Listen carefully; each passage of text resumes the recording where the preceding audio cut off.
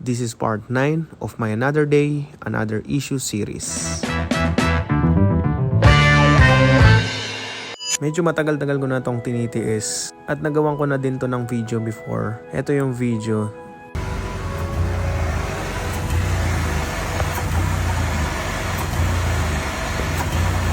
Oh my God. Pag hindi pa naman umaandar yung fan, hindi rin naandar na maayos yung compressor kasi nahihirapan siyang magpalamig. At kung dati tumatalab pa yung isang pukpok method, ngayon nakakailang pukpok na ako pero patay sindi pa rin.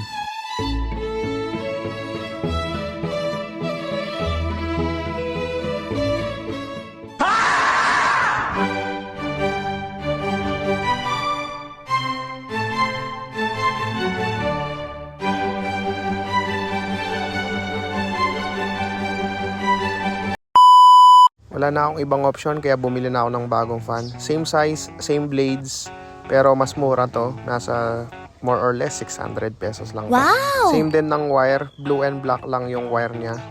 Kaya I assume plug and play lang dapat to. Let's go! Step 1, tanggalin muna ang dalawang 10 bolts ng bumper. Step 2, tanggalin ang mga clips ng bumper at mesh grill.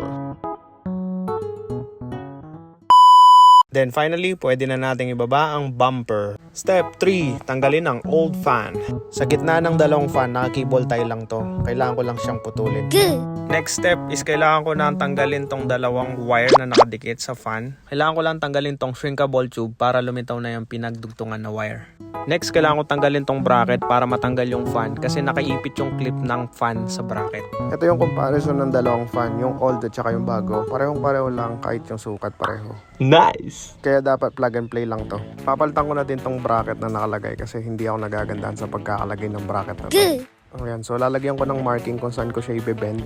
Dahil wala pa akong tools pang bend, pukpok method muna tayo. What?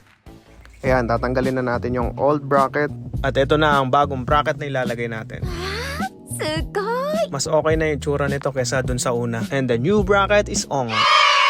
At ngayon, subukan naman nating i-fit yung bagong fan. Hindi ko na rin kasi gagamitin yung bracket sa gilid. Kaya kailangan kong ilipat yung mga clip. Sa main bracket ko na ibobolt yung mga clip. Meron sa taas at meron din sa baba. After ko mabolt yung fan, kailangan ko nang itap yung dalawang wire, yung black and blue. At dahil replaceable lang naman tong binili kong fan, ikikrimp ko lang yung dalawang wire. Tapos, isi-shrinkable tube ko lang din for added strength and protection. Next step, before ko isara yung bumper, kailangan kong matest muna yung fan kung tama ba yung higop at kung umaandar. Minsan kasi nakakalimutan kong itest. Ibabalik ko na yung parts, tapos hindi pala umaandar ang maayos, kailangan ko mabaklasin ulit. So double work, diba? So kailangan itest muna natin. And so far, it's working well. Nice. For additional protection, maglalagay tayo ng electric tape at cable tie para hindi pa kalat-kalat tong wire. Next step, reverse process lang ng pagtanggal. So ibabalik na natin tong bumper. Kailangan muna natin ibalik yung mga clips. Then next, huwag kakalimutan ibalik yung dalawang 10 bolts. Okay. So yun, ganun lang kadali magpalit ng condenser fan. Hopefully tumagal itong fan na nabili ko. Update na lang ako ulit if umabot man to ng 1 year or lagpas pa. If you like this video, follow for more.